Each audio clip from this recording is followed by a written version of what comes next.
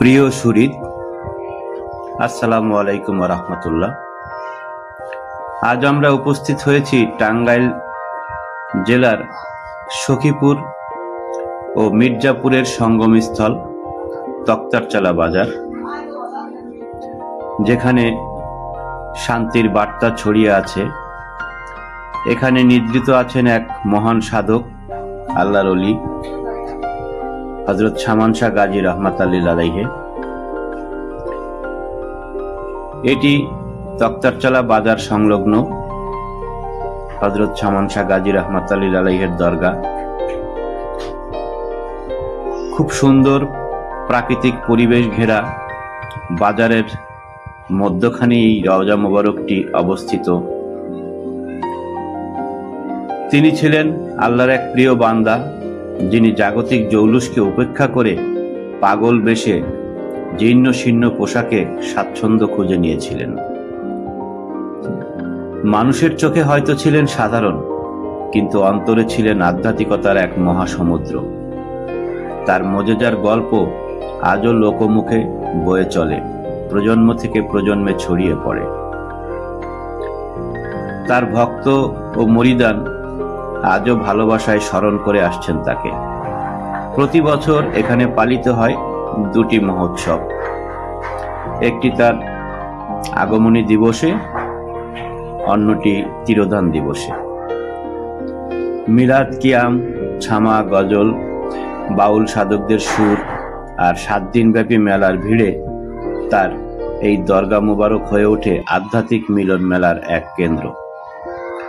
বহু দূর দূরান্ত থেকে মানুষ এসে খুঁজে ফেরে শান্তি, বরকত আর ভালোবাসা। এই সুশীতল কেন্দ্রে চিরনিদ্রায় শায়িত আছেন হযরত সামান শাহ গাজী রহমাতুল্লাহ আলাইহি। এখানে বর্ষিয়ান অসংখ্য বটবৃক্ষ রয়েছে। অসম্ভব সুন্দর এক শান্তিময় স্থান। আমরা প্রথমে মাজারটি জিয়ারত সম্পাদন করি, তারপরে চারপাশটা একটু ঘুরে দেখি। মাজারেরই একটি কর্নারে তার খাদেমরা অবস্থান করেন। আমি সেখানে কাউকে পাইনি তার ব্যাপারে কথা বলার জন্যে।